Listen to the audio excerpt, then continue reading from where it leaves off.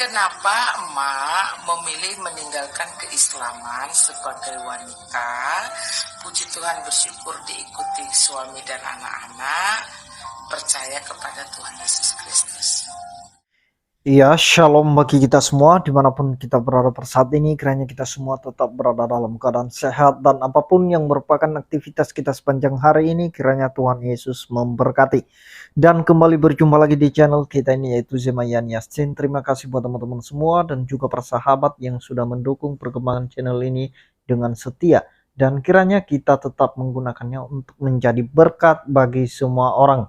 Nah, teman-teman, pada video kali ini saya membagikan kepada kita semua, lagi-lagi ada kesaksian seorang wanita yang berlatar belakang Muslim, di mana dia memutuskan untuk memilih mengikuti Yesus Kristus sebagai Tuhan dan Juru Selamat hidupnya. Dan juga bukan hanya dia, teman-teman, melainkan suami dan anak-anaknya diajak untuk mengikut Yesus Kristus karena dia yakin bahwa di dalam Yesus ada hidup yang kekal.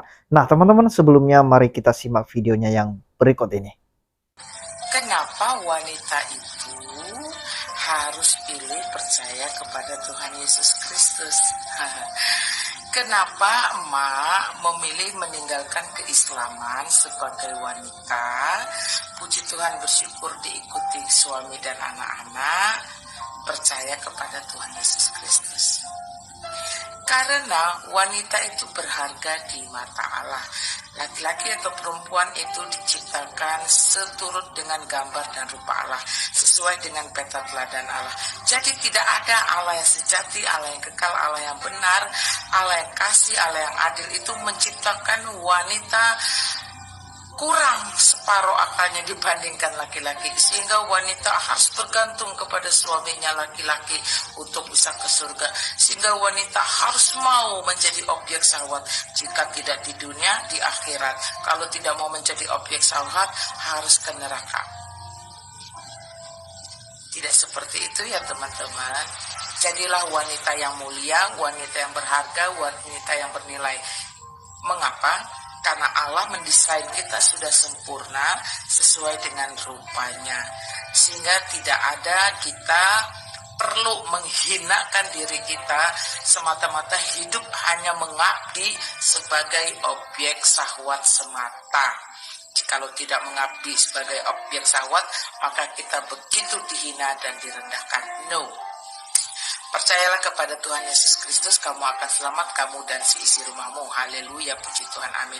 Dan percayalah kepada Tuhan Yesus Kristus, karena di mata Tuhan Yesus Kristus, di mata Allah, wanita itu sangat berharga.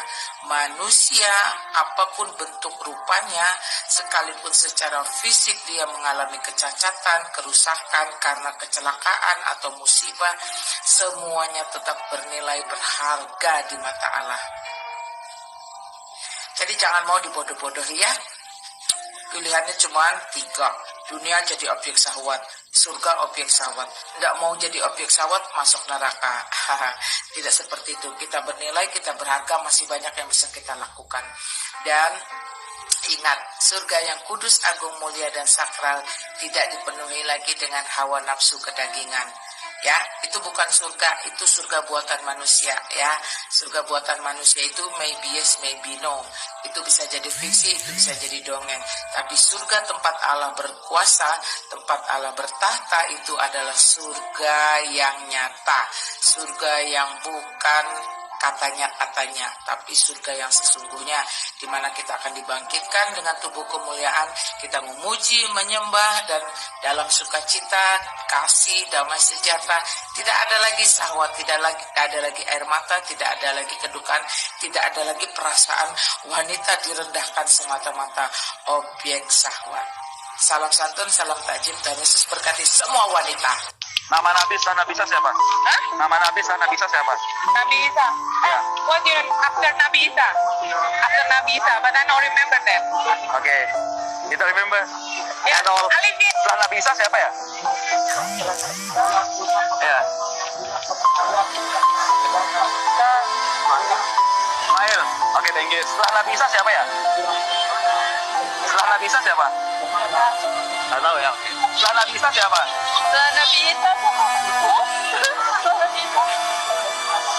Setelah Nabi Isa siapa? Nabi Isa lupa. Lupa ya. Setelah Nabi Isa siapa? Kayak setelah Nabi Isa siapa? Setelah Nabi Isa. Setelah Nabi Isa siapa ya? Nggak tahu. Nabi setelah Nabi Isa siapa? Ya ya. Siapa? Ya ya. Yahya. Ya Nabi Muhammad.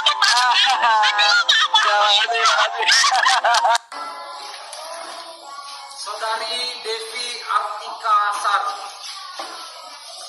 selaku hamba Allah, saya membaptiskan engkau di dalam nama Allah Bapa, Allah Putra dan Allah Roh Kudus.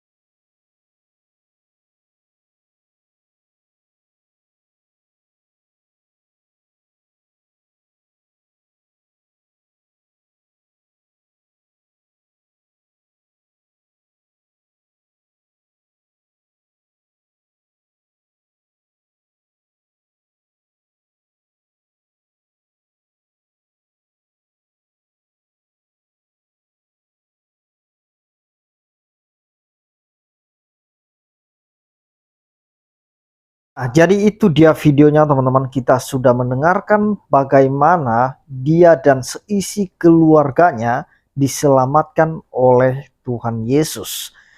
Benar apa yang disampaikan oleh firman Tuhan dan genaplah apa yang disampaikan oleh para rasul, bahwa satu orang yang diselamatkan maka seisi keluarganya diselamatkan. Dan mereka memutuskan untuk memilih Yesus Kristus karena hanya dialah jalan satu-satunya. Tidak ada yang lain teman-teman. Satu-satunya jalan menuju surga. Oleh karena itu, kalau kita mau ke surga, maka kita harus percaya kepada orang yang berasal dari surga, yaitu Yesus Kristus. Karena firman Tuhan berkata, karena begitu besar kasih Allah akan dunia ini, sehingga ia telah mengaruniakan anaknya yang tunggal, supaya setiap orang yang percaya kepadanya tidak binasa, melainkan beroleh hidup yang kekal. Sekali lagi, beroleh hidup yang kekal. Dan Tuhan tidak peduli bagaimana latar belakang kita, bagaimana masa lalu kita, apakah kita orang berdosa, orang baik, atau bagaimana. Yang jelas dan pasti bahwa sebesar apapun kejahatan yang sudah kita lakukan di masa lalu, maka ketika kita memutuskan untuk percaya kepada Yesus, maka percayalah, pengampunan itu akan diberikan kepadamu ketika kamu percaya pada nama Yesus. Karena Yesus berkata bahwa di dalam namanya ada berita pengampunan dosa. Dan itu firman Tuhan yang telah digenapi bagi setiap orang yang menerima Yesus Kristus dan percaya bahwa dosanya akan diampuni. Dan seperti yang disampaikan oleh firman Tuhan di dalam Yesaya 1 ayat 18 teman-teman, di situ dikatakan, marilah, baiklah kita berperkara firman Tuhan, sekalipun dosamu merah seperti kirmizi, akan menjadi putih seperti salju, sekalipun berwarna merah seperti kain kesumba, akan menjadi putih seperti bulu domba. Nah, jadi itu sudah jelas teman-teman ya, bahwa sebesar apapun dan sebanyak apapun dosa kita di masa lalu, maka hanya darah Yesuslah yang sanggup membasuh semua dosa-dosa kita. Kita telah dibeli, dibayar lunas melalui pengorbanan Kristus.